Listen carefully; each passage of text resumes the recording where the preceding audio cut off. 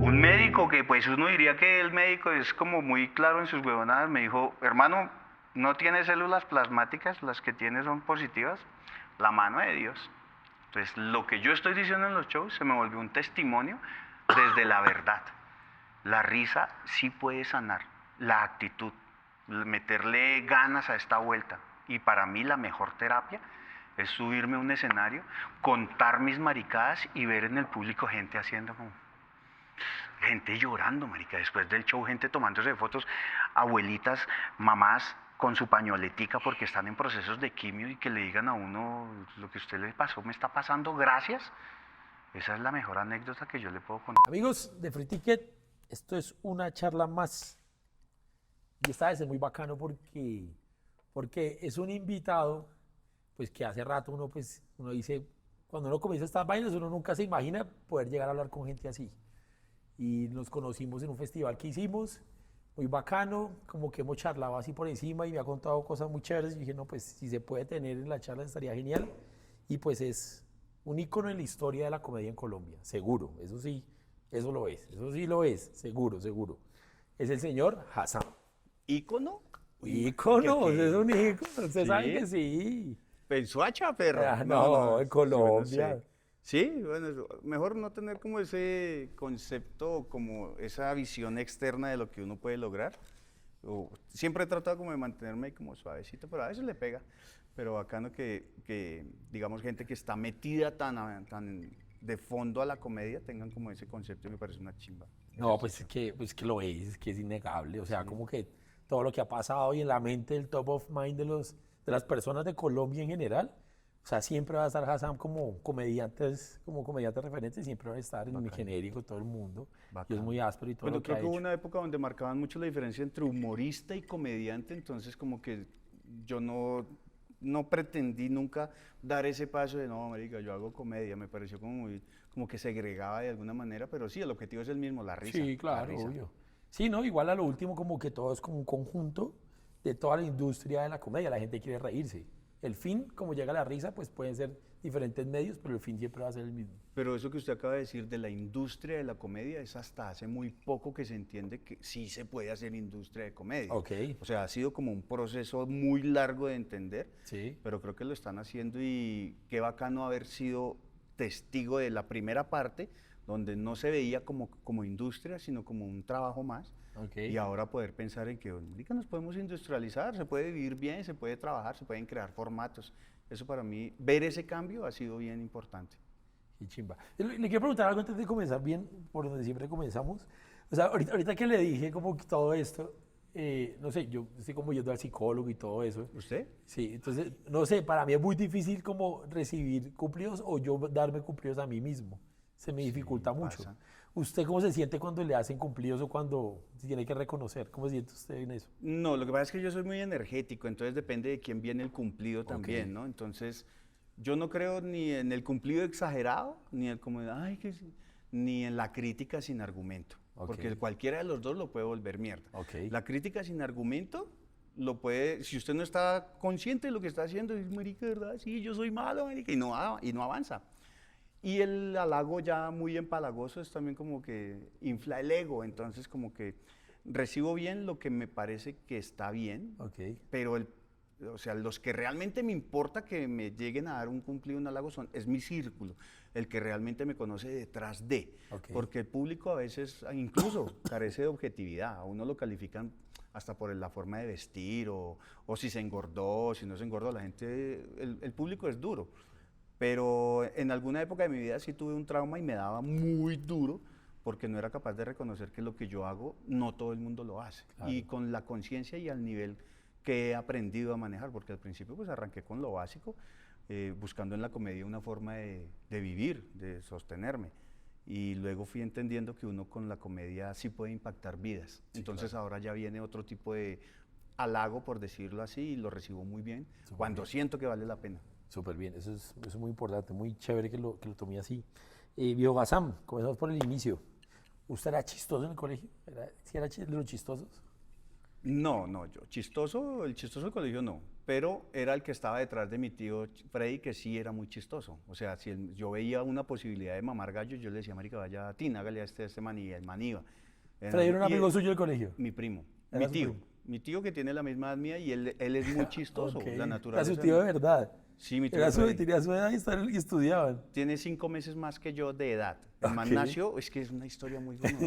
Mi mamá, para que la gente entienda, porque mi mamá estaba embarazada de mí y mi abuela también. Ah, ok. Entonces nace mi tío Freddy y como mi abuelo era una gonorrea porque el cucho era muy, muy atravesado, mi mamá no podía permitir que el man supiera que estaba embarazada, porque era una mamá soltera, joven, 21 años, pues el cucho lo hubiera cascado.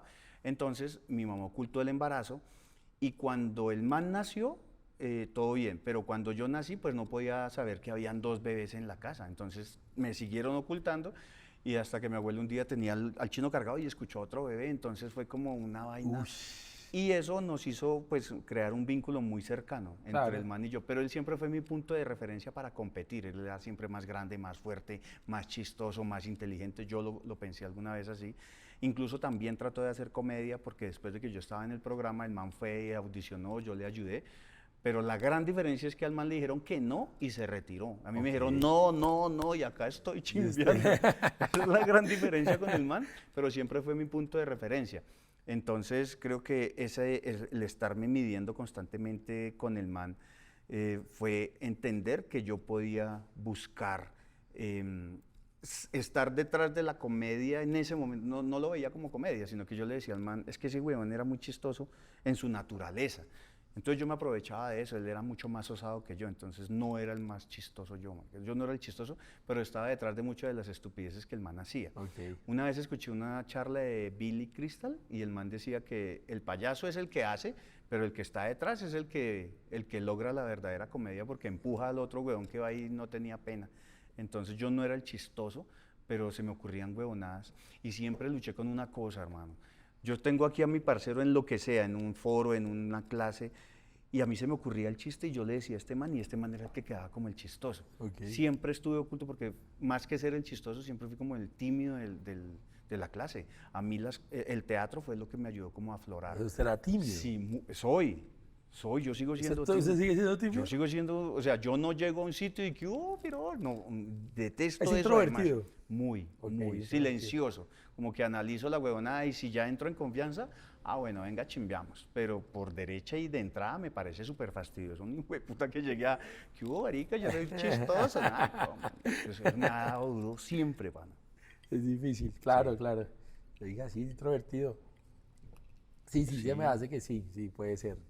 No soy agüevado, ¿no? Que la gente confunde. Claro, es diferente, no es Sí, diferente. pero entonces muchas personas que no conocen el trasfondo dicen, pero es como creído. Porque yo llego y, pues si yo puedo no saludar, no saludo. Claro. No porque no puedo, sino porque me cuesta socializar. Claro. Tengo ansiedad social Sí, también. claro, la pila social es diferente. Sí, es ¿verdad? diferente. Y el mundo y el nicho que he creado es ese, mi casa. Mis 2 hijas, mi casa, ahora que tengo novia, entonces ese es mi círculo. Ok, Pero yo, el alma de las fiestas y esa huevonada, no, nunca fui. re bien. Bien, para mí bien. ¿No bien? Aceptarlo fue un camello. Sí, claro. Porque entonces donde usted llega o el comediante llega, la gente, pero de marica, ¿y el chiste? Y yo pensé que usted era chiste. Una señora una vez me dijo, usted no se viste como comediante. Y yo, que estaba esperando los zapatos grandes. Sí, llegar y todo el tiempo. ¿cómo ¡Hola, vas a- amiga! Sí, no, esa bobada. Sí, la gente es No. jodida en eso. Pero sí, no, sí, yo he escuchado ya varios que son introvertidos. Varios. Sí, pasa. Por ahí una entrevista de Sofía que también estaba diciendo algo muy parecido a lo que usted decía. Como es muy difícil como yo llegar y saludar a alguien desconocido y todo eso. No, La energía social es diferente, weón. Y qué mamera que lo tengan a uno en una reunión y, pero marica, pero a ver, ay, coma mierda. Contráteme. Le pasa un mismo en Colombia y uno hágale. Ah, ¿sí pago? No, Lo sí, que no, una pidan. bobada, claro, obvio. Entonces, es que mire, sí, o sea, es muy chido porque muchas historias se coinciden. Porque hay muchos que entraron a esto por quitar su timidez o dejar de ser introvertidos, como por ejercicios así de hacerlo. Usted primero entró al teatro, ¿sí? Pero usted en Sí. esa época del colegio, ¿usted había visto como referentes de comedia? O sea, ¿qué No, referentes no, tenía? porque yo tengo 49 años, Ok. entonces, ¿Qué había en esa época? Tiene que haber algo. ¿Algún referente? Pues si yo voy a ver qué había en televisión, a mí me marcó Benny Hill. Sí. Por ejemplo, que era un show prohibido porque era muy tarde, porque el man salía con viejotas Sí. y las viejas semidesnudas, entonces los chistes del man eran muy picantes. El Sí. show de Benny Hill era tipo 12 de la noche Ok. y yo lo veía Ok. y me hacía reír el man con sus huevonadas. Ok. Entonces recuerdo mucho eso.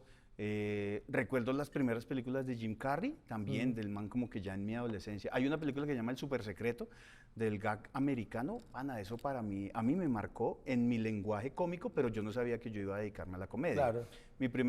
Digamos que mi primer encuentro con el teatro fue en el colegio cuando estaba en octavo.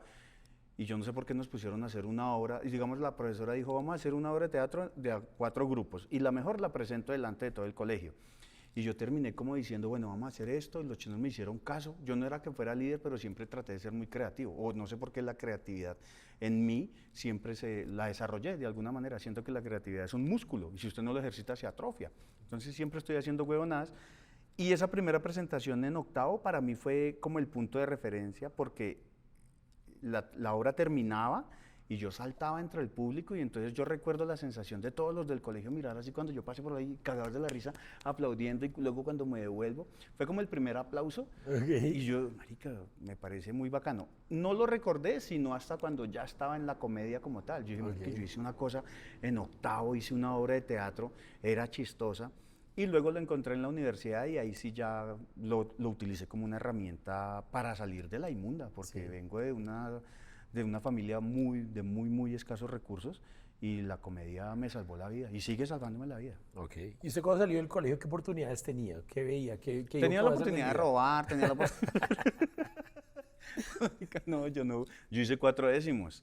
Ok. Porque yo era el pobre de la escuela, entonces el pobre de la escuela, ese se me volvió un himno, porque mi mamá fue mamita soltera y luego tuvo 4 hijos con Eduardo. Eduardo es mi padrastro y el man pues sin querer me mostró cuáles eran sus chinos. Entonces los manes todos estudiaron en colegios privados, los manes tenían sus zapatos chimbas, a mí me tocaba camellar para conseguirme mis zapaticos, los decentes, los que podía.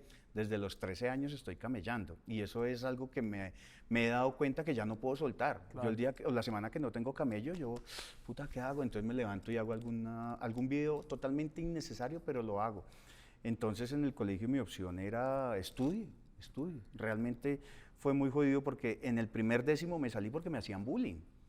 Yo no era el man más extrovertido, no peleaba, yo era una hueva completa. Yo le hacía el oficio a mi mamá me cogía de sirvienta los sábados escuchando cerros, amores, y planche y lave y haga todo lo que tenía que hacer. Y cuando me retiro de ese primer décimo dije, no, pues hay que camellar. Y empecé a camellar porque yo no tenía ninguna otra opción. Hice otro décimo ¿Y y qué también camellaba? lo perdí, en la rusa, en la construcción. Ok. Casi todos mis tíos trabajaron en construcción. Entonces los manes me dieron la oportunidad y aprendí todo eso, lo que tiene que ver con pañete, con picar piedra. Siempre que paso por la séptima con 140, mis hijas saben que eso es un chiste. Yo trabajé ahí porque ahí fue donde yo picaba. Pues. Ya, ay, sí, papá, ya saben. Oye, ayuda a construir esa mierda. Pero eso es una chimba, es decir, yo ayudé a construir eso. Eso es muy Esa es bacano. la mejor historia, más Claro. chimba. Yo tengo una historia que conté hace muchos años. En esa construcción yo tenía que salir de mi casa a las 4 de la mañana para que el bus me dejara a las 5:30, 6 en las 170 con séptima. Y echar pata hasta arriba el cerro donde estaban empezando a construir las torres. Y ahí había un cuarto donde yo guardaba mi ropa. O sea, uno llegaba, eso se llamaba como el camerino. Pues camerino no, eso le decían, como de puta, no, el vestier. Entonces uno llegaba. A mí me habían dado la llave porque yo llegaba temprano, el Cucher me tenía mucha confianza, el don Héctor.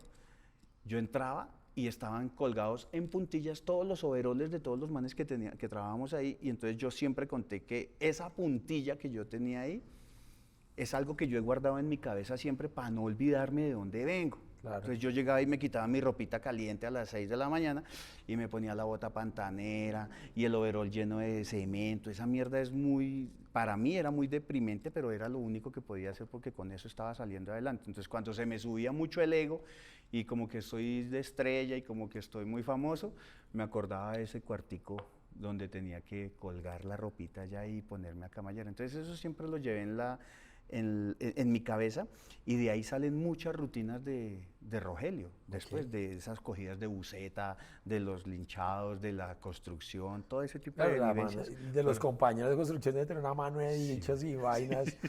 Ya no lo mañas. uso porque fue una época en la que marcó Rogelio, Claro. pero las historias de barrio y de día a día todavía siguen siendo parte del monólogo de Rogelio y de mi monólogo personal también. Claro, porque es usted también. Sí, yo no puedo hablar de cosas que no conozco, hermano. O sea, no, siento que la verosimilitud de la comedia parte de que sea visceral, de lo que yo soy, lo que yo pienso y cómo percibo la realidad. Qué chimba, eso está muy bacano.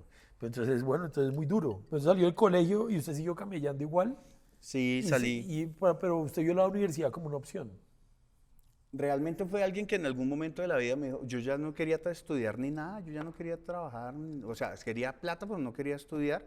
Y mi pobre mamá fue la que este chino se llamaba volver como marihuanero, porque el barrio yo tenía amigos jodidos en el barrio. Claro. Entonces, en alguna ocasión yo ya no quería estudiar y alguien en una fiesta, una chica, la esposa de un amigo que trabajaba en la empresa de Eduardo, mi papá, me dijo, usted debería estudiar.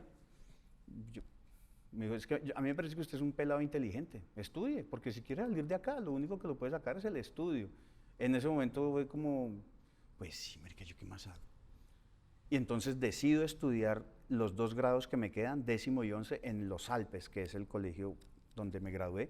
De hecho, yo fui de la primera promoción de Los Alpes y siento que ahí, tomando esa decisión, mi vida cambió, porque yo podía haberme quedado trabajando y ser maestro de obra y hubiera ganado bien, pero no hubiera hecho lo que me gustaba. Claro. O sea, que hasta el día de hoy lo encontré como algo que me gusta, porque me permite ser yo, pero también me permite tener un tipo de impacto en la sociedad.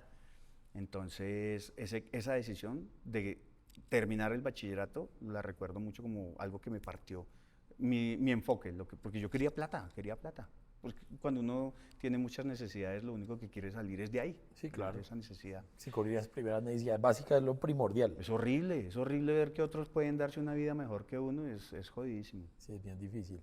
Entonces entró a estudiar, ¿y qué estudió? ¿Y dónde estudió? Y ahí me mandé a estudiar lenguas modernas en la Distrital. ¿Lenguas modernas? Licenciatura en lenguas modernas. En el 2000 estaba en el 99. ¿Pero eso qué es estudiar inglés?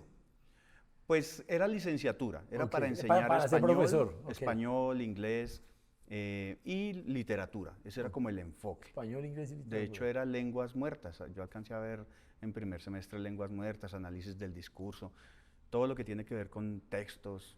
Pues en esa época fue, creo que mi mejor época de lectura, porque tenía que meter literatura universal, literatura norteamericana, literatura inglesa, bueno, una cantidad de texto que tragué, y le agradezco a eso el haberme dedicado y escribir bien y buenas rutinas. Entonces, eso finalmente fue lo que llevé de alguna manera al personaje. Para hacer sábados felices, pues fue difícil decirle a la gente, no, detrás de esto hay un trasfondo y hay un contexto, muchas veces literario, muchas veces pues, sobre todo con hermenéutica y análisis del discurso, que la gente en ese momento no lo trabajaba, pero yo había visto mediación, narración, mundos posibles, y eso fue lo que metí en las rutinas, que quizás por eso se estructuraron de esa manera. Estando en la universidad fue donde empecé a hacer teatro con el grupo El Nuevo Pregón, y ahí el teatro me dio esas herramientas, ensayé y entendí cómo funciona un personaje, la creación de un personaje. Cuando yo llegué a Sábados, me di cuenta que la gente creía que un personaje era ponerse una peluca, y entonces hago de costeño y es un personaje costeño. Pero yo venía de una formación donde le dicen, no, un personaje tiene 3 dimensiones, lo íntimo, lo público y lo privado. Y entonces, ¿cómo así? ¿Qué es? Y todos los tenemos. Entonces, el íntimo es el baño, lo privado, el íntimo es la habitación, el privado es el baño y el público es la sala. Lo comparaban de esa manera y usted actúa de las 3 maneras diferentes sin darse cuenta. Claro. Si usted quiere desarrollar un personaje, tiene que tener esas dimensiones, si no, no pasa al plano de personaje. Entonces, esa formación me ayudó muchísimo para estructurar los personajes tan sólidos como logré. La identidad de Rogelio es algo que yo no sabía que iba a pasar. Claro. Y tiene historias maravillosas, pero fue la universidad y esa formación lo que me permitió ver que podía llegar y dar un paso más profundo en la creación de la comedia. Pero le da resto de estructura. Mucha estructura. Demasiada estructura, o sea, no es nada improvisado. hay mucha improvisación en lo que uno va aprendiendo, pero en la base, siempre me preocupó que me preguntaron, bueno, ¿de dónde viene el personaje? Y yo, ay, gonorrea, no, pues un día me ocurrió que no, eso viene de la creación de mundos posibles. La narración de mundos posibles me dieron esa capacidad de inventar personajes como se me ocurran. Ok, Solo que para facturar dejé los más comerciales. ok. ¿Y qué tuvo que pasar de pasar al teatro a ser comediante? Porque pues ahí es diferente, ¿no? Claro, claro, porque el teatro era vocación. En ese momento el teatro era vocación. A mí me encantaba subirme al escenario. En la universidad siempre lo intenté. Incluso yo he contado que yo intenté hacer teatro serio. Hicimos un montaje de Las Brujas de Salem. Y cuando voy a hacer a Proctor y me sale el payaso, pues el profesor me dijo, marica, usted dedíquese a la comedia, usted es muy payaso, weón. Y donde el man no me diga eso, yo estaría haciendo casting por dramas. Y Ok, yo no sabía. Y el man me dio la ley. Me dijo, y yo, bueno, marica, me voy a dedicar a hacer comedia, porque incluso a veces interpretar cosas serias me costaba. Ahora lo he logrado porque ya han sido años de práctica, pero en esencia siento que la comedia tiene un potencial muy poderoso como elemento social. Cuando la risa se vuelve un propósito, pues cambia, tiene que cambiar Claro. el enfoque. Entonces, haciendo mis clases de teatro, yo no sabía que al frente de la Distrital quedaba la primera sede de Caracol, del canal, y ahí hacían casting, y yo un día vi la fila y dije, ¿qué estarán regalando ahí? Y eran las audiciones de sábados. Estaba feliz. Y un man, Carlos Vargas, me dijo, ¿qué? ¿Ustedes qué? Y yo le dije, no, es que yo no sabía que aquí habían audiciones de sábado. Me dijo, sí, no, prepárese un personaje y venga el sábado. Y preséntese y hágale. Y yo, bueno. Y desde ese día, hermano, yo recuerdo que no he parado de hacer comedia. No he podido parar, así quiera, así haya buscado hacer otras cosas, porque incluso ya habiendo hecho las primeras participaciones en sábado, yo seguía siendo profesor. Ok. Y tuve que tomar una decisión un día. ¿Quiere ser docente, seguir en la carrera de la docencia o quiere hacer humor? Ok. Y un día, por un milagro, dije no, me voy a dedicar a la comedia y hasta acá me ha O traído. sea, su primera experiencia en un escenario haciendo comedia fue una audición de Sábado Felices. No, la comedia viene desde lo teatral. O sea, Ok. ya en teatro hacíamos comedia, pero comedia teatral. Pero con varias personas. Sí, por O sea, ejemplo. pero en su monólogo, en su. No, sí, ya ¿Su monólogo. primera experiencia fue de Sábado Sí, Felices? sí. O sea, la primera vez que usted se paró a hacer comedia fue en Sábado Felices. La primera vez que yo me paré a hacer comedia Uy, fue muy en áspero, sábados. eso es muy difícil, ¿no? Sí, ¿Y en la primera pasó? Y gané. Y O ganó. gané el segundo puesto. Todos Ok. dicen que me robaron, pero yo... Ah, pero participó y todo, o sea, pasó Sí, el casting. Sí. Sí, porque yo llego de primeras y mostré una propuesta estética desde el teatro y el man me dijo, marica, el personaje está muy chimba. No fue Rogelio. ¿Con qué No fue personaje Yo llegó? llevé una negrita, una morena afrodescendiente enana, porque yo había hecho un montaje de 7 monjas de un convento de enanas. Ok. Y yo hacía la negrita en ese montaje de monjas. Ok. Y la monja morena era la gonorrea del convento. Entonces era la más picante, era la que hablaba de sexualidad, pero al ser monja, pues se ponía un poco denso el discurso. Claro. Para llevarlo a televisión le quité lo religioso, porque también ese es un parámetro que había en televisión en ese momento, nada de iglesia, nada de policía, nada de instituciones, nada de excrementicio, y eso lo obliga a uno a cambiar el discurso. Claro. Y lo limita preparé. también, ¿no? Y lo limita mucho. Incluso cuando me fue muy bien, yo quedé como en la final de ese año, pero me dijeron, papi, aquí ya empezó el problema de la cara, de la pintura en la cara, lo Con el negro, racista y lo todo eso. afro, sí, eso se llama black, ¿qué? Face, sí, algo así, es un movimiento, o sea, incluso a mi compañero de sábados, mi colta, le tocó cambiarse su mimetismo porque la gente, eso se volvió una ofensa, entonces... Ok. A diferencia de él, que se quedó ahí porque realmente lo único que hizo fue eso, yo dije, que yo tengo que cambiar y entre más me cerraban posibilidades, yo le di un abanico de posibilidades. A mí la morenita, Lupecia, me dio el primer programa, la primera tanda de sábados, pero cuando me dijeron, es que los afros están quejándose, hagamos otra cosa. Y aparece Rogelio, que es también producto de una obra teatral en la universidad que se llamaba El Poder del Juego, donde 4 o 5 gamines indigentes jugaban a diferentes formas del gobierno. Es un montaje cubano y lo hicieron en el Teatro Tecal, cuando él pues, todavía estaba, creo que ya no está ahí por la Candelaria. Tragué mucho teatro y siempre la comedia me O generó sea, eso. Rogelio viene de una obra de teatro que ya había hecho antes. El man originalmente se llamaba El Carecaucho. Y el man se paraba con los otros 4 gamines y como era el más gonorrea, el man abusaba del poder con los otros. Entonces, hoy vamos a jugar al rey de España o vamos a jugar a la monarquía. Entonces yo voy a ser el rey y vosotros vais a ir a recoger los papiros por mí, gonorrea. Y ese discurso, en esa forma, se volvió muy gracioso. Los universitarios se reían cuando vosotros ve a comer mierda, pero y eso sonaba muy chistoso. Claro, claro. Ese personaje lo llevo a audicionar a Sábados Felices ya después de que me dijeron que como que lo afro estaba fregando. Y Jairo Sousa, que ya no está en este plano, pero que fue como quien me orientó en ese momento, me dijo, el personaje se ve muy bacano, pero para televisión está muy agresivo. Porque yo me lo llevé tal cual como lo tenía en la obra, un indigente, pana, un loco de la calle mal. El pelo, los dientes, todo negro, y yo pues con mi cara de gonorrea que tenía en ese momento también, pues el man me dijo, visualmente impacta mucho, pana. Bájele. Déjele el discurso porque el man ya hablaba en inglés, o sea, el Rogelio ya hablaba en inglés, y vuélvalo un conferencista, a ver qué pasa. Entonces me voy para la Plaza de España, le consigo un saco, corbata ordinaria, pantalón botacampana, le doy la peluca al man diferente, le pinto solo un diente, y Rogelio se vuelve el conferencista que en el 2005 quedó campeón en Sábados. Ok, desde el 2005. Del 2003 que arranco a concursar, en el 2005 ya quedé campeón. Quedó campeón. De Sábados. Qué chimba. Un proceso súper rápido, pues muy rápido. Yo conozco gente que hacía audiciones en esa época y luego en mi época y nunca quedaron campeones de Sábados. ¿Usted terminó la universidad? Sí. Terminé, no me gradué. No me gradué, yo terminé todas mis materias porque la profesora, una profesora que llamaba Fanny me puso falla, que no me dejó presentar mi trabajo final. Entonces el título no lo tengo, pero terminé todas mis materias. Algún día esperando que la Universidad Distrital Francisco José de Caldas se manifieste y diga, démosle el título honoris causa a este piro que ha hecho reír a la gente. Porque yo a través de la comedia seguí educando. No, pero eso es una lengua moderna. El lenguaje, sí. Es literal. No, claro, obvio, deberían. Cierto que sí, obvio. Un hashtag. No, pero ya la verdad no me serviría mucho. A la que le tenía que alegrar ese título, que era mi mamá, pues no lo vio. Entonces ya para qué fue. ¿Y usted en qué momento decidió como decir, como antes de que se ganara Sábados Felices o cuando se lo ganó, decir, yo voy a vivir de esto, o sea, yo puedo vivir de esto? Usted dijo, yo puedo vivir de esto. En el momento en que me dediqué al humor y dejé la docencia, yo he contado en varias ocasiones. O sea, estando en teatro y todo, ¿usted dijo, me voy a dedicar a esto? No.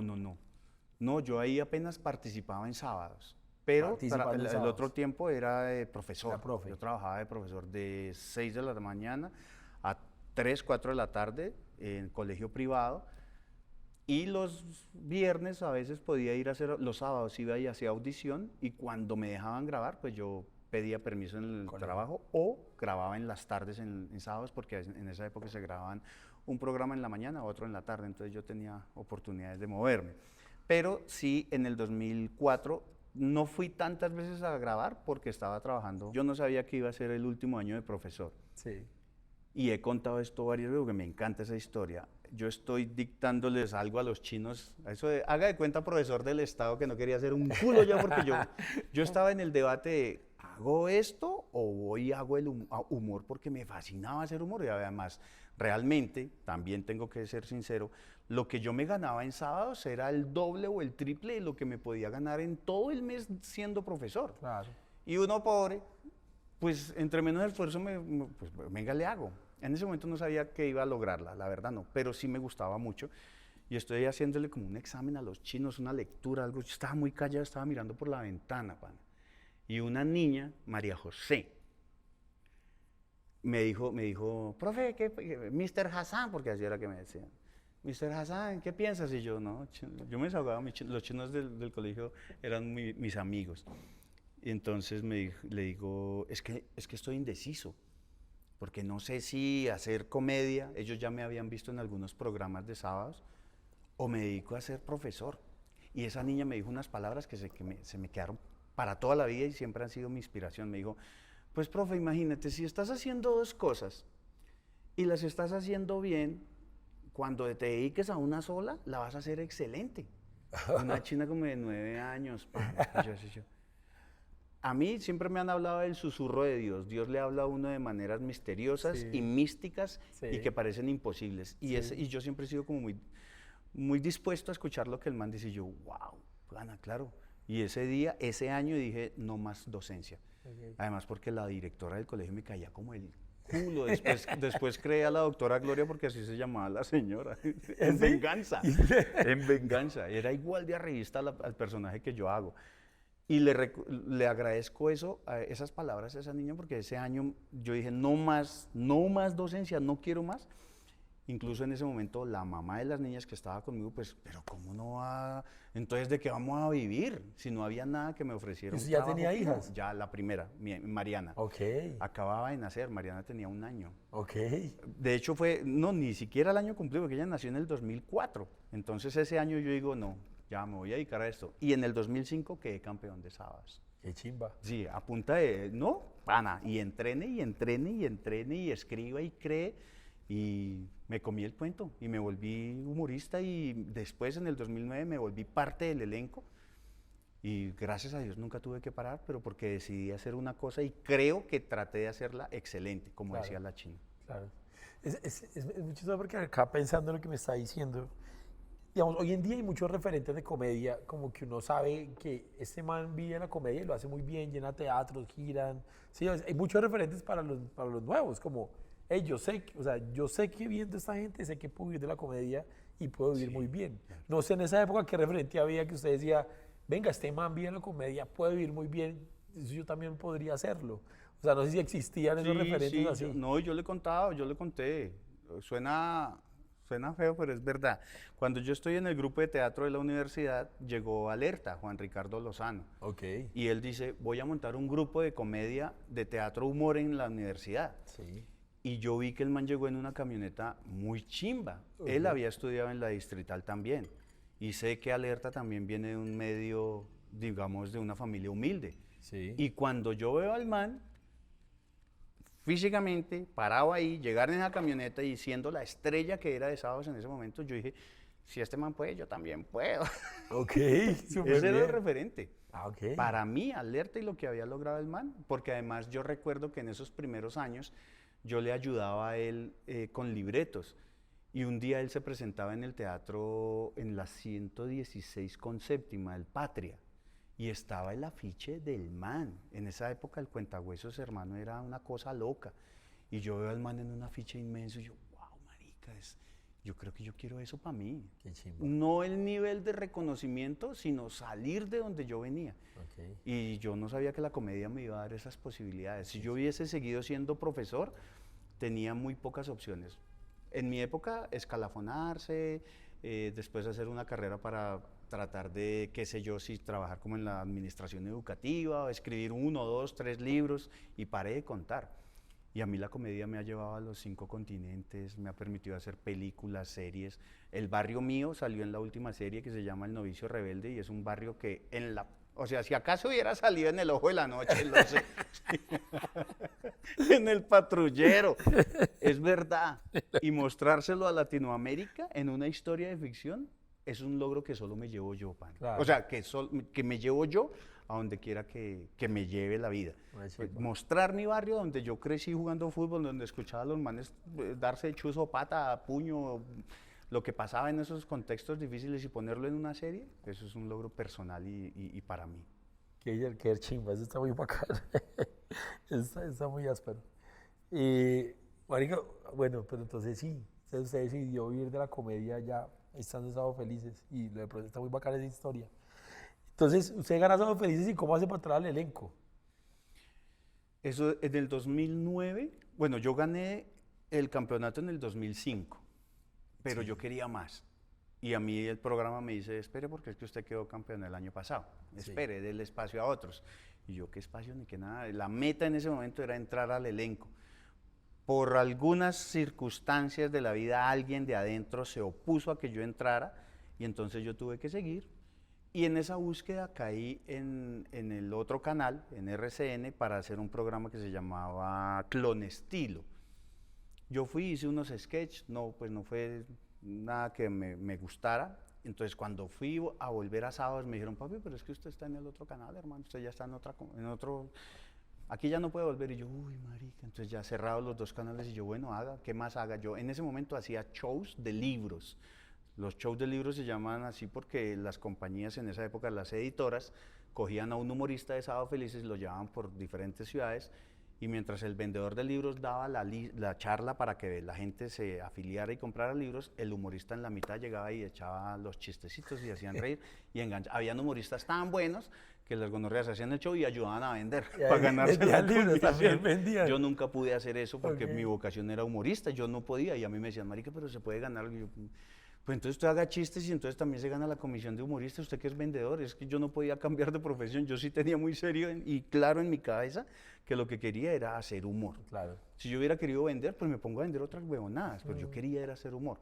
De eso viví 2005, lo que terminó el año, 2006 completo, y en el 2007 yo volví a preguntar y dije, don Jairo, ¿será que puedo volver? El man me dice, hágale, y empiezo a hacer monólogos urbanos. Yo no sabía que era la base del stand-up, pero ya empecé a darle estructura, entonces aparecen rutinas como la del Transmilenio. Esa mierda fue viral, ese año se destapa el YouTube y en YouTube la gente veía el video, Caracol lo quitaba y lo subían 3 o 4 veces porque la rutina fue muy buena. Es una rutina de cómo manejar, cómo viajar en Transmilenio en esa época, estaba recién salido. Entonces fue muy viral porque la gente, empecé a darme cuenta que necesitaba no solamente hablar de gordos, ni de ñeros, ni de calvos, que era donde el humor se basaba en el borracho, el chiste de la suegra, el chiste del doctor, por gremios, sino que necesitaba contarle a la gente historias de la cotidianidad. Con la que se identifican. Sí, y eso fue lo que pasó. Entonces Rogelio, ¡pum!, el chiste del Transmilenio se disparó. Las rutinas del microfútbol, del Deportivo Patecabra, del campeonato de fútbol en el barrio, las rutinas de inglés, ahí incursiono con las rutinas de inglés y el man coge más fuerza al punto que en el 2009, bueno, en el 2007 yo vuelvo a quedar de finalista, ese año me roban la final en Sábado Felices y sigo concursando de 2008 y 2009 me ganó 11 programas consecutivos, que es el récord histórico de sábados, o sea, siempre había hasta 10 y a uno le decían, ganó 10 programas papi, para el elenco. Y alguien del programa dijo, ese marica no puede ganarse el 10º. Si se gana el 10º, entra al elenco. No lo podemos permitir. Y entonces, bueno, ¿y entonces qué hacemos? Pues cambiemos las reglas. De aquí para adelante, que se gane los que quiera. Cambiaron la ley del programa. Para que se no entrara. Para que no entrara. No.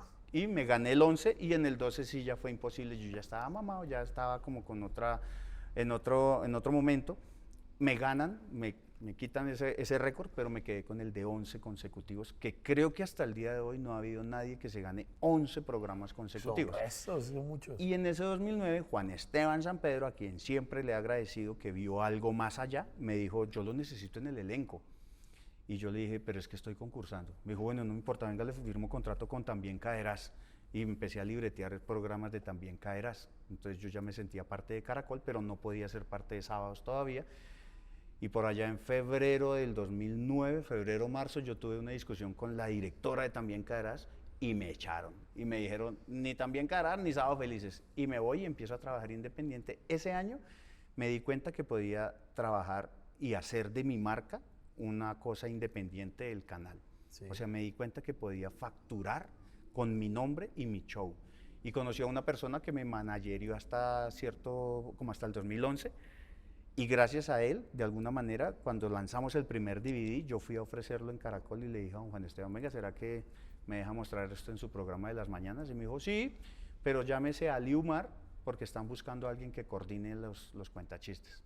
Y gracias a Dios, ese año me dan el cargo de coordinador de Sábados Felices, de las audiciones de los cuentachistes hasta el 2017. Ejercí eso. Muy duro, harto. Con el convenio de que dirigía las audiciones, pero hacía mis rutinas en sábados. En sábados. Y ahí ya me vuelvo parte del elenco. Nunca pertenecía a los sketches porque eso fue como algo que nunca me interesó. Siempre quise hacer mis monólogos. Lo chistoso es que la primera vez me dice don Juan Esteban, tiene que salir una vez al mes. Y yo, bueno, hágale. Pero la aguja marcaba y después a los 20 días me dijeron, papi, toca que haga 2 al mes. Y yo, bueno. Y a los 2 meses me dijeron, toca que haga una por sábado, o sea, 4 veces al mes. Entonces cogí el ejercicio de trabajar y crear del 2009 al 2017 4 rutinas por sábado. ¿Y cuánto tiempo era? Todo el material que usted se imagine. Las rutinas en esa época variaban de 4 a 8 minutos. Ok. Al mes, eso es harto material tiempo. todo el que usted quiera. Mucho. Entonces, ante esa obligación, digo, bueno, no puedo vivir solo de Rogelio, necesito a Próculo, saqué a Próculo, necesito Huevardo y empecé a darle a la gente diferentes perspectivas de lo que yo hacía, siempre pensando que ese sábado que saliera iba a sorprender a la gente con algo, para que la gente dijera, este marica, ¿con qué viene el sábado? Y del 2009 al 2007 abrí el programa, porque siempre estuve como muy comprometido con que le iba a dar a la gente algo diferente cada sábado. Y de alguna manera lo logré. Salía Rogelio, pero un día salía de novicio, otro día de agente 007, otro día de profesor de inglés. Lo variaba con Guevardo, con Próculo, y esa variedad fue lo que me hizo, pues, como cogerle mucho ritmo en la parte creativa. No, pero muy duro con esa pluma. Eso me hace pensar en algo y es, usted me dice que o sea, la mayoría de sus experiencias en tarima como comediante comenzó en sábados y todo eso. Cuando usted hizo un show, ¿usted cómo sabe que tiene un show? O sea, ¿cómo sabe que tiene una obra de comedia? O sea, ¿es como recopilar o cómo es? Porque es muy difícil. No, yo trabajo... Es que hoy en día los comediantes como que tienen espacios de comedia de 5 o 10 minutos, no sé qué, y van armando su show. Pero eso era sí o sí en televisión, o cómo era, no entiendo. O lo cogió lo de los libros. ¿Cómo sabe que usted tiene una hora de show? Yo trabajo bajo presión. Okay. O sea, a mí me dicen, no sé, un monólogo sobre tal huevonada y empiezo a crearlo, pero si no tengo esa presión, pues no lo escribo. En ese momento, las rutinas tenían que ser de 4 o de 8 minutos. Y en el 2007, que yo estaba concursando, conocí a alguien del Teatro de Tirambo. Creo que todavía está el teatro. E hicieron un festival de comedia, de monólogos. Y alguien me dijo, ¿y usted tiene monólogos? Yo, monólogo no, pero lo puedo sacar. Imposible que de todo lo que yo tengo no pueda derivar cosas. Y empecé a construir el Whatever Father, para las que sea papá, que fue el primer monólogo que yo hice. Siempre, sin darme cuenta, hacía cosas en inglés, yo no lo pensaba. Y ese Whatever Father se volvió mi caballito de batalla hasta hace muy poco y todavía cojo cosas de ese monólogo porque me funciona. Cuando usted siente que como que toca rescatar lo que está pasando, pin, marica, meta el chiste de acá, claro. Meta el chiste de acá que se le funciona y todavía me ha pasado. A veces trato de no usarlo por respeto, pero ya cuando se fue, Pero Whatever Father en el 2007 en el Teatro de Tirambo fue lo que me permitió decir, ok, 2007, para que en el 2009 se sacara el DVD. Claro. De hecho, hay una versión de ese Whatever Father en YouTube gratis, o sea, Whatever Father primera versión. Pues yo no sabía que era stand-up, no sabía si era monólogo, no sabía. Yo dije, eso es un show. Y era un teatro para 40 personas. 40 personas. Una vez tuvimos que hacer una función con 7. Y eso me lo dio los shows de libros, porque a veces eran 7, a veces 1000, a veces 5, a veces 6, y a los igual tenía que hacer reír. Entonces a mí no me atortolaba si estaba lleno, si no estaba lleno. Siempre he preferido los grupos pequeños porque al ser escuela teatral siento que conecto más con la gente que tengo acá encima. Okay. Por allá en la puta mierda, no sé qué cara está haciendo el man por allá, no sé si está dándole daba a la novia, entonces concéntrese acá, hermano. Entonces sí, prefiero conectar y he logrado desarrollar un contacto tan afín con el público que siento puedo manejar unos silencios que no se pueden manejar en comedia normalmente. Y es un silencio donde la gente como que me está poniendo cuidado. Obviamente las circunstancias externas cuentan mucho, porque si hay una autopista, si hay una plaza de mercado, una mierda, pues es diferente el lenguaje, pero la conexión con el público aprendí a desarrollarla en esos shows pequeñitos de libros. Claro. Y ahí en el Ditirambo nace Whatever Father y eso lo llevo al DVD, lo llevo a la gira nacional y me chimba, esa historia de cómo construir el primer show sí es muy... Lo construí a partir de cositas pequeñas que tenía escritas para rutinas, pero luego lo fui hilando y creo que en un monólogo es difícil encontrar a alguien que coja de principio a fin y lo lleve a usted y que vuelva, haga un callback y que vuelva, pero que al final también tenga que ver con el inicio. Esa parte no la he pillado mucho en muchos monólogos. Sí. Hay gente que coge 5 minutos de tal cosa, 10 de tal, 15 de tal. Yo cuando le doy nombre al show, para mí, que estudié literatura, el nombre tiene que ser una síntesis de todo el show. Y eso hace que las estructuras sean circulares y a veces impactan de una mejor manera. Sí, re bien. Eso es verdad lo que usted dice, lo de que todo el show tenga como una estructura que se una y todo eso. Sí, ustedes también tienen una escuela muy áspera también de escritura. Sí, o sea, eso que usted ahorita dijo que escribía como a alerta, le escribía libretos. Sí.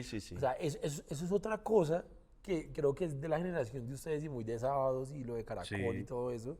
Es de estos humoristas que no la tienen estos chinos. Estos chinos no son como que nunca lo piensan como ahí hay algo, ¿sí? O ahí hay, así sea un trabajo, así pague un poquito o algo. Más que todo es como esa... Sí, como esa habilidad de escribir y hacer libretos y todo eso, que yo creo que está en eso. Igual yo tampoco la comprendo mucho, no sé cómo era eso. Bueno, en el caso mío, y lo que pasó era que si no escribía no ganaba. Claro. Entonces, ¿quiere plata? Papi, trabaje. Sí. Y cree y estudie. Yo tenía 5 o 6 rutinas preparadas para el día de la grabación. Sí. Y cuando llegaba allá y me decía, marica, le toca contra Chirico, le toca contra Boyacomán, le toca contra los siameses. Entonces yo llegaba, ok, esta rutina no, esta no, esta. Y tenía mi as bajo la manga y esa era la rutina que iba y mandaba.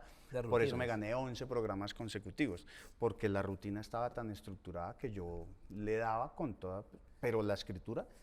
Y al día de hoy todavía me pasa, y eso es una irresponsabilidad, que yo creo algo y la única forma de probarlo es en un sitio lleno, con boletería paga. Yo no me pongo a calentar material en ninguna parte, porque el estar escribiendo tanto tiempo me dio como la idea de saber qué funciona en mí y qué no funciona. Y todavía hay cosas que uno bota y, ay marica, ese chiste no. Entonces volvamos a lo que funciona. Pero yo no lo experimento en otro lado que no sea... En el escenario. Sí, lo que digo es que es con boletería paga, que es una irresponsabilidad rechísima. Sí. Porque... Con boletería paga sí o sí tiene que ir a la pero fija. ahorita creo que eso es lo que hacen los chinos, lo que hacen ahorita. O sea, vale verga si funciona o no funciona, lo votan. Y el público creo que está muy abierto a ese nuevo concepto. Igual ellos van a esa open. Pero la escuela de uno sí, o por lo menos la mía sí era, escriba y tenga ahí su banco de información para que funcione. Está re bien. Pero yo le decía, es más, como por digamos, el libreto que usted le está haciendo alerta de qué era. Porque usted le escribe para sketch. radio y todas esas vainas, Sí, eso, para sketch y todo eso, digamos, eso como en la comedia nueva no se experimenta tanto como en esa. En el caso mío también es porque al haber estudiado lenguas y literatura y análisis de texto, pues yo sabía lo que era una crónica, un ensayo, un reportaje, un libreto, un guión, sé las diferencias técnicas entre un sketch, entre una novela, sé cómo hacer estructuras de guiones para serie, para película, para miniseries. Eso lo aprendí con la práctica, pero el primer libreto que yo le escribí a Alerta fue porque me dijo, marica, mire cómo son los libretos de sábados. Y yo, ok, eso es así, y saqué los primeros, copiando la estructura de acá. Ya después me tecnifiqué y aprendí todo el porque también tema de escribían la para estructura. radio, escribían para muchas cosas, ¿no? Alcancé a escribir para un programa, es que, no sé, Beto Rojas estuvo en La Luciérnaga o en una cosa de esas y también sacábamos sketch de radio, que es totalmente diferente también. Pero también recuerdo que Alerta me dijo que Ali Umar lo había felicitado por los libretos que yo leí porque estaban muy bien estructurados y además de eso, pues no voy a dármelas de, pero al haber estudiado lengua, me dijo que yo tenía que tener buena ortografía. Claro. Y esa era una cosa que me pasaba cuando leía los guiones. Yo decía, estas gonorreas se escriben como cuando están en el baño chateando. Entonces, para mí sí es importante que tenga el punto, la coma, la mayúscula, el nombre, el guión, la estructura gramatical decente y que se vea el esfuerzo. Entonces, cuando Alerta pasa mis libretos, le dijeron, esos libretos están muy bien estructurados. Y yo, entonces yo sirvo para esta mierda. Está muy bacano, está muy bacano. Entonces, pues usted yo creo que ya era un rockstar ya después de que nos contó todas las historias. Para mí era un rockstar, o sea, sí, claro, yo recuerdo que yo estaba en Ibagué y vi un afiche suyo que se iba a presentar en un sitio que se llamaba, no sé si se llamaba Macumba, no me acuerdo cómo se llamaba el sitio, no me acuerdo, era una discoteca muy grande, me pareció muy bacano, me pareció muy chimbo. ¿Y fue? No fui, yo no tenía plata para nada, estaba más pelado que el hijo de puta. Pero sí, me pareció. Y ahora me contrata, vean cómo es la vida. Pero me pareció muy chimba, como que yo dije, o sea, nunca he visto un cartel de un comediante en Ibagué, ¿sí? Como yo dije, oye, un man de estos puede ir a una discoteca. Estaba muy chévere, o sea, no tenía ni idea de eso. Y esa vaina se vendió súper rápido y creo que lo llevaron varias veces. Porque yo estaba como comenzando a hacer fiestas, ¿sí? Entonces yo hacía fiestas como, fiestas de colegio, de universidad, era de fiestas de esas vainas. Entonces sí, como que supe un poquito, la primera vez que tuve como referencia de un show de comedia de producción, así como que, oiga, chimbas se puede hacer, bacano. Sí, con un cartel que hizo yo en Ibagué. Bacán. Y yo, muy bacano, y dije, porque es que, no sé quién fue el que me dijo, es que uno como eran famosos de televisión, uno los veía como inalcanzables, como eso es otro mundo, es un mundo como de ficción, y esa gente literal no existe. Y ver personas de televisión era como, era increíble. Hoy en día es más normal porque el internet como que lo popularizó mucho más, y usted ya ve influencers locales y todo eso, y usted los ve y bueno, ya. Pero lo de televisión era, Sí, era era absurdo, increíble. mundo Entonces eso me pareció muy bacano. chimba. ¿Usted qué cree que como comediante, qué fue lo que usted logró que usted nunca pensó que hubiera podido lograr? Como no sé, salir del país, hacer giras internacionales, que usted dijo, "Uy, esta vaina ya me, me sorprendió una cosa Pues yo absurda". nunca me comí el cuento de ese impacto social que era el que hablábamos, pero sí me di cuenta que marqué algunas cosas. Por ejemplo, creo que algo que funcionó mucho en el momento que apareció Rogelio es acercar a la gente de las oficinas, de las universidades y de los colegios a sábados, Sí. porque sábados era un programa de papás y mamás Ok. y abuelitos. Y al ser de televisión, pues el sábado los chinos están o rumbeando o los de las oficinas siguen camellando eso. Pero con el monólogo de Transmilenio y al aparecer el YouTube, la gente de oficinas que ya tenían internet y todo ese tema, empezaron a ver un lenguaje en sábados que no era el tradicional. Que sí, El ok. campesino, el gay, Sí. los clichés humorísticos que estaban en ese momento, Sí. de los cuales puedo hablar con toda autoridad, porque eso fue lo primero que yo analicé para saber con qué iba a competir. Ok. Entonces, por ejemplo, yo veía que estaba un boyaco con una ruana, con unas hablando de su merced, y habían varios así. Y yo, bueno, ¿y cómo hago un personaje boyacense? ¡Pum! Próculo Rico, un rockstar, marica. Es el mismo campesino, pero estéticamente es un man que no tiene ruana, que no tiene el sombrero y no es bruto, no es un man que viene a la ciudad y le da duro la tecnología, su merced, que eso es muy chistoso, pero para mí era como, ya, marica, haga otra cosa. Sí, sí, sí. Estaba el ñero, porque en esa época, por ejemplo, habían gamines, estaban todos los que hacía José Ordóñez de Gallo Tapado, que eran indigentes así, con sí, muecos y en la calle, que fue lo que me pasó con Rogelio, Sí. y le cambié la estética al man, entonces este Claro. man ya se vestía de corbata. Ese lenguaje Claro que sí. cambió totalmente en algún momento y la gente decía, marica, yo me voy a quedar hoy a ver el programa por usted. Y como yo salía los primeros 5 minutos, supe que la gente lo entendió enganchaba. otro tipo de lenguaje. Claro, porque es que ese humor era más de juzgar, de, me voy a reír del gay, me voy a reír del campesino, y el humor que usted propuso era más de identificarse. Sí, total. Eso me pasó. Entonces era muy diferente porque uno se ríe de uno, porque mucho de lo que usted decía también le podía pasar a uno uno burlarse del campesino y todo eso, ¿no? Me pasó una cosa muy chistosa, creo que se la conté a usted, no recuerdo. Cuando fue a mi casa, Sí, sí, entremos a yo hablar. entré a... Yo estaba en el desafío, me habían llevado el desafío y Dago García me llevó a la oficina del presidente de Caracol, que para mí eso ya era el cielo, pana. Ok. Y yo, ay, gonorrea, aquí hay 6 pisos, yo no sabía. Yo no sabía pues que había arriba de Caracol. Y llego allá y el presidente de Caracol me dice, mis hijos se ríen mucho con usted. Y en mi cabeza fue, pero marica, los hijos de este man tienen que ser estrato 20. Claro. Entonces, saliendo de la reunión, Dago me dijo, claro, lo que pasa es que su personaje es dual, porque los de abajo creen que usted se burla de los de arriba. Sí. Y los de arriba creen que usted se burla de los de abajo. Entonces Ok. ataca a los dos públicos y los agarra. El Gomelo se ríe porque dice, marica, si es el vigilante del barrio. Y el ñero dice, sí, bueno, si son los piros de afuera. Sí, Entonces sí. como que se identifica de alguna manera todo. Pero, por ejemplo, me di cuenta que había un impacto más allá el día que alguien me dijo, ¿usted sabe qué significa Rogelio Pataquiva? Y yo le dije, pues, marica, ese es el nombre que yo le di al personaje. Me dijo, no, pero ¿sabe cómo lo están usando? Y yo, no. Me dijo, en las ollas de marihuana, los manes, en lugar de decir rote la pata, decían Rogelio Pataquiva, Rogelio Rogelio Pataquiva. Ese día yo dije, ay, gonorrea. Claro. Eso es una severo. vaina súper densa o lo que quieran ver, pero pues un logro. llegar a tener ese impacto en una subcultura o lo que usted diga, yo digo, gonorrea, ahí algo pasó. Claro. Últimamente me ha pasado ya con el tema de lo personal, es decir, que la gente me llame para una convención de salud mental, de salud ocupacional, para hablar de la terapia de la risa, para hablar del manejo del cáncer, para hablar de la recuperación a través del ánimo y del sentido del humor.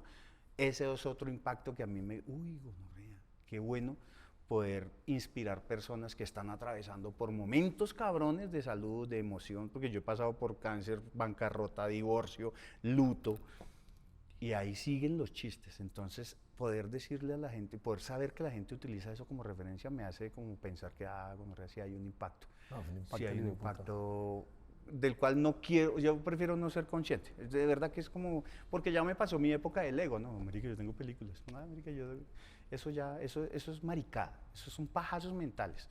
Entonces, el haberme quedado solo con mis hijas me ha permitido disfrutar más el proceso de papá, por ejemplo, que en el momento de la carrera era, ¿quiere darle cosas a sus hijas? Pues trabaje, porque si no los aguantamos hambre los tres. Entonces, el decidirme a trabajar en ese momento me quitó tiempo con mis hijas. Hoy en día no trato de no desperdiciar un solo momento con las chinas, porque también me di cuenta que impactar gente afuera pues puede funcionar y ser chimba, pero esa gente no la aguanta uno y no como media hora, una hora. Y ya. Pero el 24/7, Claro. ahí cambia un poco el No, enfoque. pero es una chimba. Y esa conclusión está muy bacana. Porque usted puede decir lo de las películas, usted puede decir muchas cosas que ha logrado, pero como que concluir que es impactar, es claro. Es ¿no? diferente, sí, se siente más bacano. Yo lo siento más bacano porque también siento la responsabilidad de haber estudiado una docencia, porque siempre me quedó el tema de, es que usted incluso cuando coge a alguien que está vuelto mierda y le da un buen consejo, usted siente que está impactando esa vida. Sí. Y más si se hace con buen humor, pues me parece una herramienta. Por eso amo, respeto y valoro mucho y agradezco el hecho de subirme a un escenario. Eso para mí, algo pasó bonito en un momento de la vida y no sé qué fue. En algún momento algo hice bien que hoy puedo vivir de algo tan hermoso como hacer reír. Qué chimba. Qué chimba. De las últimas preguntas que quiero hacer, cuando usted comenzó a ver como referentes que el humor comenzó también como a tener otra lista de humor en Colombia como comediantes de la noche, y no sé en qué época pasó y el de la pelota de letras y eso, pero comenzó a ver ese tipo de humor. ¿Usted qué pensaba de ese humor? A ¿O mí qué me- pensaban los de Sábado Felices en general? No sé. Sí, claro, me preocupaba mucho que el humor también puede segregar. Sí. De alguna manera el humor puede volverse elitista. Ok. O el humorista o el comediante a veces logra que su público sea élite y está dentro de lo que es permitido y es válido. Pero yo una cosa que digo en un discurso humorístico siempre es que la risa iguala nuestros derechos. La Sí. risa nos iguala a todos, uno debería reírse de lo mismo, Sí. pero no todo el mundo se ríe de lo mismo. Entonces lo primero que me preocupaba era que el humor segregara de alguna manera. El haber estado en un programa familiar tantos años me dio la posibilidad y la responsabilidad de buscar lenguajes que hiciera reír al niño, al papá, al abuelito, a la abuelita, al vigilante, a la empleada, a todos, sin poderme decir, es que esto solo lo entienden los chicos de la universidad, o esto solo lo entiende la gente de oficina. No, yo le tiraba en general a todo, y eso es un logro dentro de mi trabajo. Sé Sí, que hay claro. otros que también lo hacen. Pero muy difícil ser más universal. Es difícil ser universal. Y he tratado, y no sé, me imagino que hay ámbitos en los que no entro y no quiero entrar tampoco, porque también alguna vez me invitaron a un torneo de golf y los que se cagaron de la risa fueron los meseros. Y lo Ok, entiendo, ok, y chimba, claro. porque yo sé cuál es el target. Pero Sí, me sí. hubieran dicho, yo preparo algo que identifique un poco más a las otras personas. Claro. A la final uno termina cobrando por el show como tal, pero sí hay espacios donde uno se siente más cómodo que otros. Sí. Pero entonces yo creo que esa responsabilidad me ha permitido como decidir hoy en día a dónde quiero presentarme, a dónde no, a dónde llegar, y también qué tanto puedo impactar a alguien a través de mi discurso. Y lo que decía en algún momento, si la comedia no es verosímil, porque también vi gente estrato 20 diciendo, no, es que yo validé por radio el bachillerato. Mierda, a mí no me metan los dedos a la boca porque la comedia, si no es verosímil, no me va a causar risa. Sí, no conecta. Eso me generaba muchos comediantes que vi en algún momento y yo decía, bien, porque está chévere, pero pues me parece que hay falta autenticidad. La autenticidad es muy importante en todos los lenguajes, de lo que se quiera, de la especialidad que uno quiera aportar o darle al mundo, uno necesita la autenticidad. Sí. Y eso lo he manejado hasta el día de hoy. No sé si me he fallado a mí mismo, tal vez, no lo sé, pero siempre he tratado de contar lo que a mí me nace de los huevos, de las tripas, de la experiencia. Y a veces siento que hay gente que no es consciente de que un show de comedia puede cambiar el mundo. Claro. Sí lo puede cambiar. Sí, podría ser. Totalmente lo puede cambiar. Sí. Pues lo de George Carlin con lo de las leyes de Estados Unidos y todo eso, George Carlin, o sea, muy áspero. Andy Kaufman, Billy Hicks, gente que la comedia va más allá sin necesidad de caer en la segregación o en lo recalcitrante, que también es como a veces como, ok, yo como soy escuela antigua todavía tengo mis límites en lo que escucho. Entonces, como, no, me parece que no era necesario eso, pero hágale, chino. Ok. Claro, porque cada quien encuentra su lenguaje, su voz. Sí, claro. Tiene sí, todo el diferente. derecho de su proceso. Sí, está re bien, está re bien. Entonces, incluso, a mí me parece que los que le dieron la oportunidad a la nueva, bueno, después de los de Comediantes de la Noche y eso, los que le abrieron la puerta a que esta vaina creciera, para mí fue Sábado Felices. O sea, la Sí. comedia, o sea, el stand-up, o sea, boom, no existiría todos los clubes de comedia que hay, lo que pasa en el país y lo que está pasando ahorita con los nuevos rockstars de comedia, no hubiera pasado seguro si no hubiera sido por Sábado Felices. Porque Sánchez se ganó Sábado Felices y Ok. comenzó con Ibrahim, que también se ganó Sábado Felices, pero ellos le dieron otro tipo de popularidad a lo que ya estaban haciendo en YouTube, pero eso fue un impulso gigantesco. Entonces Sábado Felices sí le dio como esa apertura al stand-up comedy y lo terminaron haciendo. ¿Usted qué opina de toda esa ola nueva de esos comediantes? Yo creo que todo en la vida evoluciona. La tecnología, el lenguaje, la moda, todo cambia, todo evoluciona. Y la comedia también, al ser una forma de expresión, ha ido cambiando. Mm, ha sido muy bonito ver en mis inicios lo que era antes el humor, porque yo crecí escuchando a Montecristo, a los tolimenses, vi al Hombre Caimán, vi a gente de Sábado Felices, a Hugo Patiño, que creo que era con el que más conversaba yo en esa época en sábados, porque lo que pasa con muchos jóvenes es que desconocen ese proceso, Ok. entonces le restan importancia. Pero si yo soy consciente, yo digo, marica, estos manes sentaron ese precedente, les agradezco. Y de Claro hecho que yo sí. le agradezco al programa toda la oportunidad que me dio, porque sin eso yo no sería nadie. Hubiera sido, o lo hubiera buscado en otros ámbitos, pero Sí. hoy me paro y digo, marica, yo amé sábados y mi compromiso era entretener a la familia y eso es un golazo, meterse uno en la casa de todo el mundo a través de las pantallas. Esa era la viralidad de esa época. Pero me alegra mucho que hayan cambios, que hayan momentos de la comedia. Y me gusta, y de hecho yo acepté su invitación al Free Comedy acá, porque siento que uno está capacitado para evolucionar con el lenguaje, sin cambiar la esencia. Súper.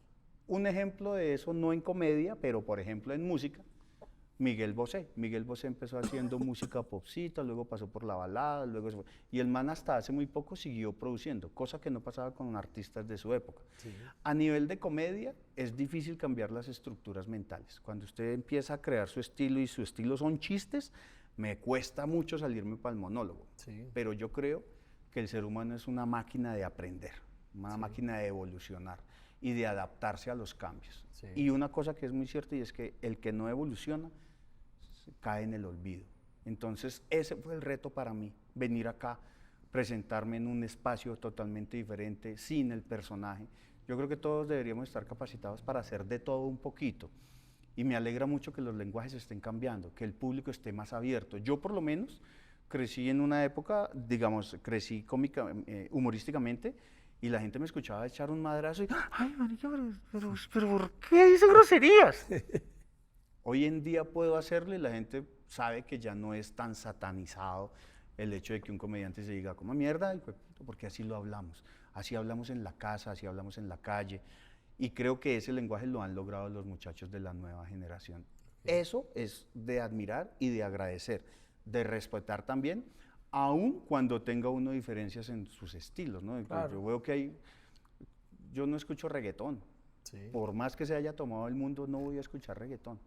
Entonces hay comedia que consumo, hay comedia que no consumo y respeto también los estilos porque el fin es el mismo, la risa, solo que cada quien decide con qué hace reír. Sí. Es eso. Es una chimba. Esto ya que toca el tema que ahorita usted se decidió, porque fue una decisión, o sea, nosotros le hicimos una invitación que fuera a hacer stand-up en el Free Comedy Fest del año pasado en el Jorge Eliezer. Y yo le voy a decir porque fue muy chistoso. Porque nosotros hicimos como un orden, porque pues hay manes que ya llevan haciendo stand-up siempre. Claro. Estaba Gabriel, estaba Checho, que lleva mucho tiempo. Y usted fue jurado de Checho en lo de Colombia Ríe, ¿no? Sí. Checho. Estaba Sanín y todo eso, ¿sí? O sea, nosotros hicimos un orden, como respetando como las jerarquías y todo eso. Y siempre como no sabíamos qué podía pasar lo último entre usted y Sanín. Pero nosotros nosotros ya de ver tantos comediantes, nosotros sabemos que las tablas, o sea, no se niegan, ¿sí? O sea, es imposible que llegue algún comediante o alguien que produzca o algo así y digan como, marica, nosotros sabemos que el mejor siempre va a ser el que más tiene tablas. Y por más que está Saní, que es un duro y se respeta y todo, marica, las tablas de ustedes son increíbles. O sea, tablas de, bueno, usted ahorita nos puede contar tablas de pueblos, lo que usted me cuenta de los libros, esas tablas me parece que son, o sea, es muy difícil, ¿sí? Entonces sabíamos que sí o sí tenía que cerrar. Lo que no sabíamos es que él iba a romper de esa manera tan inmensurable. O sea, la rompió horrible, ¿sí? O sea, pues para muchos, para mí fue una sorpresa. Yo sabía que le iba a ir bien, o sea, que le iba a ir claro. bien, pero es que la fracturó seriamente. Y aparte de todo, también viene y hace un show de comedia de 1 hora, porque fueron 15 minutos y bueno, pero acá 1 hora pasadita que también fue un ritmo increíble, o sea, haciendo comedia como si llevara también todo este tiempo haciendo comedia. Bueno, haciendo stand-up, ¿sí? Entonces, eso me pareció muy áspero. O sea, ¿usted qué opina? ¿Cómo se siente haciendo eso? ¿Cómo se siente? ¿Usted cómo se siente? Primero satisfecho porque creo que uno en este trabajo siempre se está cuestionando, ¿no? Sí. ¿Será que sí? ¿Será que no? Yo también además sufro del síndrome del impostor. Como mi carrera ha sido a punta de subidas y bajadas, no sé si lo que voy a hacer va a funcionar, pero si yo no me salgo de la zona de confort, hermano, yo no hubiera evolucionado de alguna manera. Uno de los primeros techos espirituales que me quité fue el mismo Sábados Felices. Yo sentía que estaba condenado a estar en sábados hasta el fin de mis días. Y tuve que saltar al vacío para decir, no, también puedo hacer una serie, también puedo hacer una película, también puedo hacer otro tipo de personajes, también puedo hacer un día un personaje serio. Mi sueño más grande es poder interpretar a un villano. Tal vez es el papel más fácil, porque es que entre lo cómico y lo villano pues son como ejercicios fáciles. El drama es muy cabrón. A mí se me hace cabrón ser dramático. Pero cómico, pues yo sé que alguna mierda me invento para hacer reír. Pero un villano también me parece una putería. Entonces, mi sueño va a ser cuando logre hacer un villano en otro espacio totalmente diferente. Un sueño cumplido, o sea, que quisiera. No sé si pase, no sé si pase. Algún día lo buscaré. Para lograrlo tengo que salirme de la zona de confort. Un Rogelio no puede hacer de malo ni cagando.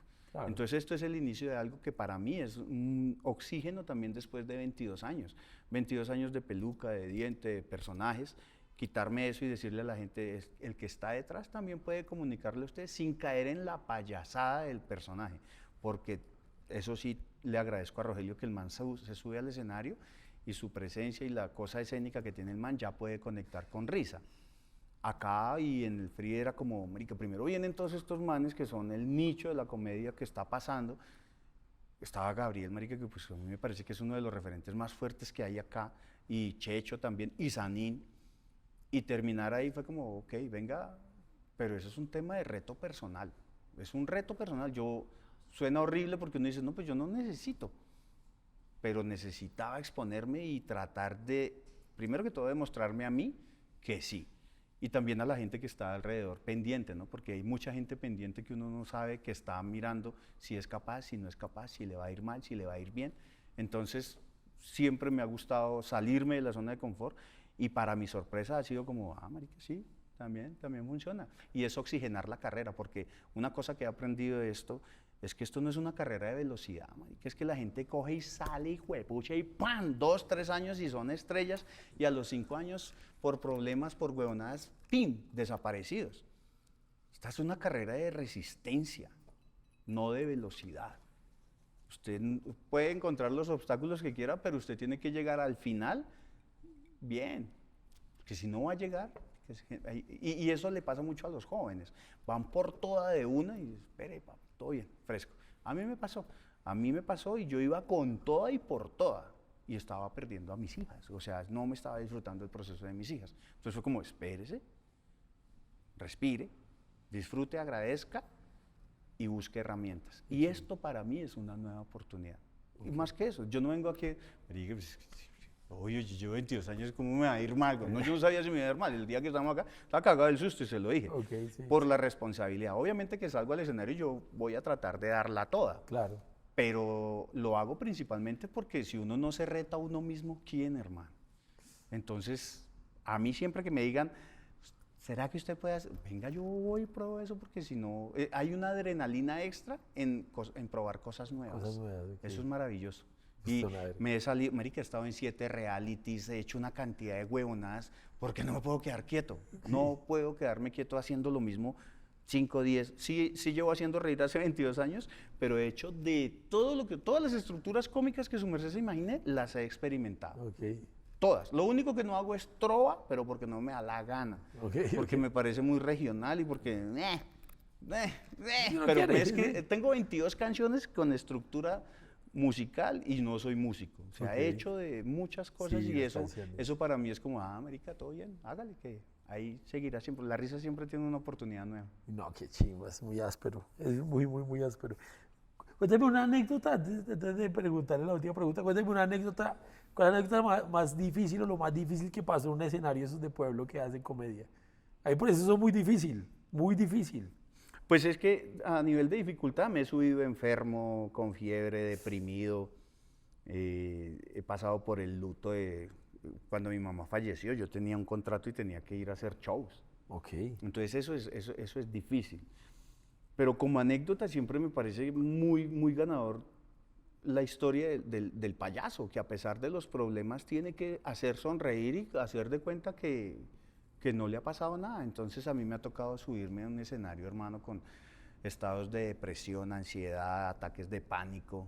Y cuando me subo al escenario, desaparece todo ese tipo de cosas y la risa de los demás como que me revitaliza. Tanto que, por ejemplo, cuando yo salía de las quimios, yo necesitaba irme a la casa y descansar y no podía. Yo me iba a hacer shows. Ok. Y a mí me vaciaban y me regañaban. La persona que estaba conmigo me dijo, pero bueno, le voy a contar una anécdota hoy para que cierre el programa si quiere porque me parece una putería. Yo vengo haciendo un monólogo de lo del cáncer. A Sí. mí el cáncer me afectó en el 2019. Sí. Para el 2022, empezando 2023, en el último chequeo, salieron que ya no había células plasmáticas y yo, ok, bueno, entonces desde el 2022 hacia acá no había vuelto a examinarme porque no quería pensar en eso, porque vino el divorcio, porque no quería darle gusto a la gente y con que se volvió a enfermar, gonorrea, porque hay gente piroa. Sí, sí. Y hoy, acá, viniendo a grabar este podcast, vengo del último chequeo. Y el chequeo es con una eminencia de la hematología en la fundación, que es el que está llevando el caso.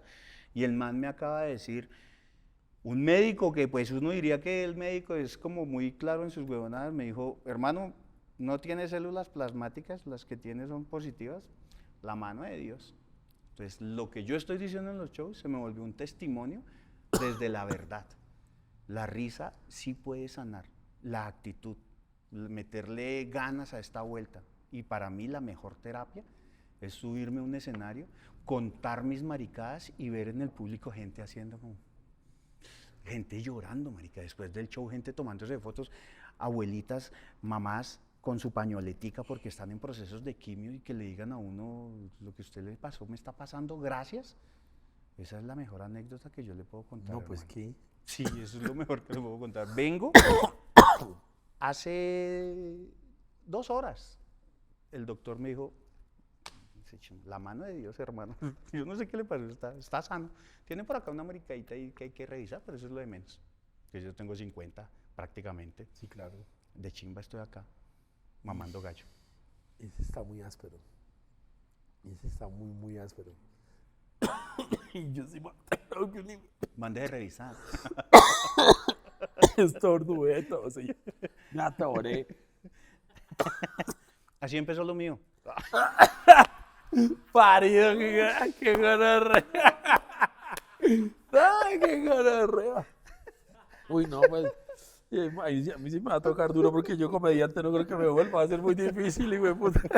Pero creo que eso hace falta. En mi época había manes, o sea, en mi época hacía falta manes que pudieran industrializar esto. Si esto hubiera empezado antes, la historia de la comedia en Colombia sería otra. Qué chimba. Respetarían más a un huevón que se suba a hacer una película, así sea mala, respetarían más la industrialización. Se puede industrializar la comedia, se puede hacer producto de comedia. Estados Unidos es creo que pionero y bueno, no sé, estandarte, bueno, también en otros países, pero principalmente la comedia en Estados Unidos ha logrado un lenguaje impresionante. Sí. Hay una historia muy bonita que Sábados Felices y Saturday Night Live son casi que contemporáneos. O sea, empezaron, creo, si no estoy mal, en el mismo año. Uy. ¿Por qué? No sé. Pero si usted mira la evolución de Saturday y la evolución de Sábados, es como, no, pues sí, claro, marica. Pero usted va y mira lo que ha pasado en Saturday y es la renovación constante de la comedia. Claro. Sábados, sí, pues todavía está don Hugo Patiño, con todo el amor del mundo le digo, porque ese señor yo lo amo. Sí. Pero todo evoluciona, todo cambia. No quiere decir que lo ignoremos o que lo saquemos, no. Pero yo creo que Sábados necesita, si llega a pasar, una renovación de enfoque. Okay. Un man que esté detrás, conociendo lo que puede funcionar y fusionando los dos o los tres, las 4 generaciones que hay de comedia. Claro, no todo es trova, no todo es personajes, tampoco todo es stand-up comedy ni sketch, pero la risa siempre va a ser la misma. Pero sí hay muchas formas de buscar risa, entonces bacano lo que usted hace, por eso yo acepté ir al Free Comedy, porque marica, para mí es un reto también, ya había visto las charlas, había visto lo que estaba pasando, porque pues si uno va a vender pan, uno tiene que saber qué están vendiendo en la otra panadería, si se está vendiendo más, y soy un man muy inquieto, ¿qué está pasando acá? ¿Qué están haciendo allá? ¿Qué miro? Tin, analizo, trato de no meterme con nadie, porque respeto cualquier persona que se suba a hacer reír, pero si hay gente detrás produciendo, se pueden lograr cosas muy grandes. Y para donde ustedes van, si le ponen disciplina, porque eso sí también de esto se trata de esto, creo que van a hacer el movimiento de comedia más poderoso, si es que ya no lo son. Muy gracias, vamos a hacerle. Gracias por las palabras porque motivan más. Así gracias, es. Mi perro, ¿cuál es el 11 ideal de comediantes colombianos que un petaco de cerveza y 9 preparados? Para un equipo, man, es que yo de fútbol, chico. Véame 5 que yo soy micrero, ¿no? Un 11 ideal en comedia, de la que pues yo más o menos pues consumo y eso, man. ¿De la que sí? ¿La que usted le gusta? Yo pondría, yo sé que es que son muchos lenguajes, ¿no? Pero como los ejemplo, que quiera poner. Un man que me hizo cambiar a mí la perspectiva de lo que yo hacía y lo convertí en monólogo fue el Primo Rojas. Entonces yo pondría en el arco al Primo, que es un cucho. Es muy áspero ese man. Sí, es muy áspero. Hay un momento, ese man me cambia la vida. De defensas, pondría al Águila Descalza, o sea, 2 defensas. Ellos cuentan por 2, que son combo bravo. ¿Hay quieren que cuente por 2 al Águila Descalza? Sí, Águila Descalza. Laterales. Sí, ellos 2, sí. Okay. Pondría a Peter Albeiro, que para mí es un man que ha logrado unas cosas importantísimas en comedia. También tengo que hablar de mi gremio porque pues obviamente creo que esa pregunta no la tenía preparada, hermano, ¿cómo así? Vamos 4. Sí, van 4. El arquero y me falta un defensa, ¿cierto? Sí. Porque serían 4. Sí, línea de 4. Línea de 4, ok. Yo me pongo ahí de defensa. No se puede poner usted, es el técnico. ¿El técnico? Sí. Saco a Peter y... No, pero yo puedo cubrir Guevardo, Rogelio, Próculo. Claro, hubiera hecho el 11 de los personajes. Venga, le digo quién es así de esta época. Metería a mi parcero Boyaco, a Boyaco Man, que el chino es versátil y le da. Por el lado de los manes que yo veo que hacen stand-up y que pues he aprendido a conocer, tengo que meter a Checho, creo que a Bart, porque el man es muy urbano, es muy calle. No, tendría que conocer al parcero del Popular. Claro, el gran parcero. Yo meto Muñeros, perro, porque sé que esos manes son defensas bravas. Claro. Vamos 4-3 ahí, ¿cierto? 4-3, 7, 8. Me faltan delanteros. Van 7, ¿no? Van 7. ¿Van 7? No, sí, ya. El parcero Checho. Y Bart. Sí. Okay. Y por ahí La Gorda, necesito a La Gorda porque me parece que las mujeres están haciendo también historia en la comedia y eso me parece una putería. Sí, es clásico. Me faltan 2 delanteros, ¿cuántos faltan? 2. 8. Adelante, ¿quién ponga? Es que estos chinos todos son muy buenos. Pero si usted quiera. Sí, ¿quién me falta ahí? Comedia. Ricardo Quevedo me parece que es un chino que pues tiene su viaje y las... Y uno que yo creo que en algún momento, no sé por qué, no sé si él le bajó como a la intensidad, pero me parece que representa también un poco lo que es el barrio y la comedia, Freddy Beltrán. Le conozco el camello al man. Ok, esos son los punteros. Ahí hay 11. están los 11. Ya, sí, ya. Y tener ahí varios cambios. Checho, metí a Checho. Checho es, me Sí, parece que Checho, Checho sí. tiene una capacidad mortal. También he visto algo de Franco. Ok. Entonces tenerlo ahí en la banca, porque además el físico de Franco no me va a dar para tenerlo. los Él 90 puede ser la minutos. bola, pelota. Sí, sí, sí. Cualquiera que haga reír, hermano. yo No, creo que sería lo un- felicito, marica, y bueno. muchísimas gracias. De verdad que un honor el hijo de madre. No, marica. O sea, estas son las charlas que uno dice que qué chimba poder hablar porque uno también aprende mucho y conocer cómo los comediantes, yo sé que les va a gustar y van a aprender mucho. Bacano. Muchísimas Que gracias. siempre que la risa sea un propósito. Eso muy bacano. Bacano. Gracias. Gracias. Gracias. Suscríbanse a Free Ticket.